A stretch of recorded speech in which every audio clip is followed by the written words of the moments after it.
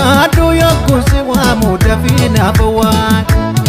Barbacha kefan takka gadintenya jirta jirta fil jirtu kenna kenye Ya wanu fi kulak Asiradu yokusi wa muda fina bawan Dambal dambal kulak Imsiketu anjetu nanjedi kotu makotu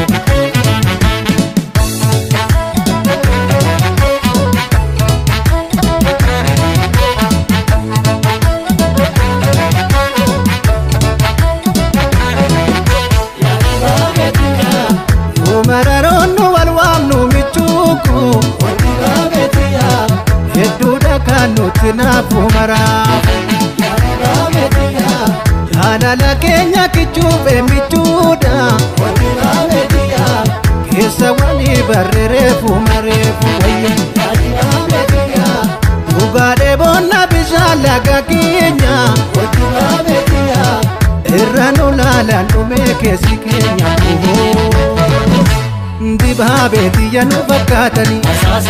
Asuko kalu ratta sasani Asantu diya sora jalala Asuko kenya nuti mamala Dibabe diya suta sutuma Asuko watu jira watu Asantu diya tole watole Asuko omari wali gale Asuko egale wali gale Asuko omari wali gale Ya marartuko abdi jiruko wa umaketi adobile galgali Kenya ulani bontu kufuno dotu burkuto gadi saudati uto walifi gomena kake sanati bifi Asuko asantuko Asuko anufiko Asuko Mosimboko Asuko Marartuko Asuko Ulumako Asuko Ugamtuko Asuko Sumabdinko Asuko Asuko Asuko Asuko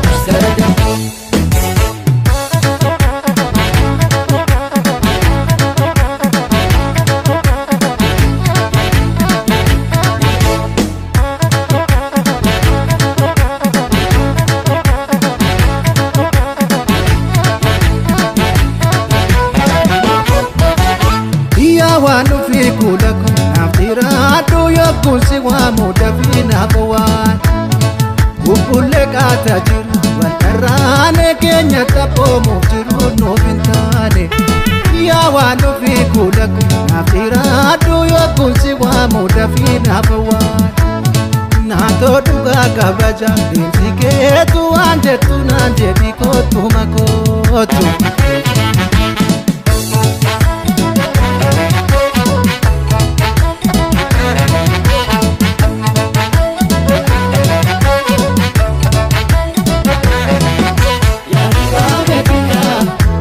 Jirtu ataduna ngubini Wadigabetia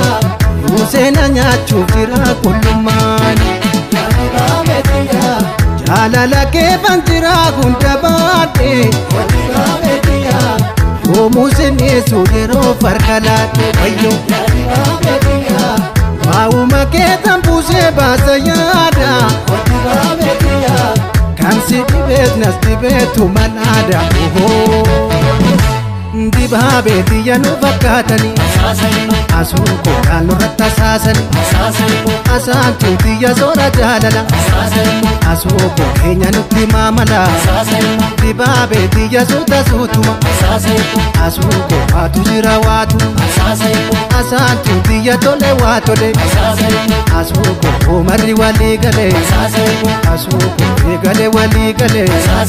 Asuko omari wali gale Ya marartuko abdi jiruko wa umaketi adobile galgali Kenya ulani bontu kufuno dotu burkuto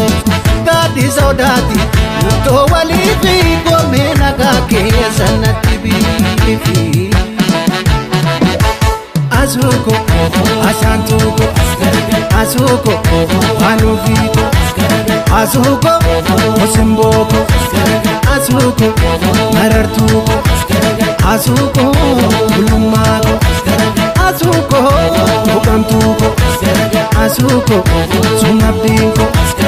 Asuko Asuko Asuko Asuko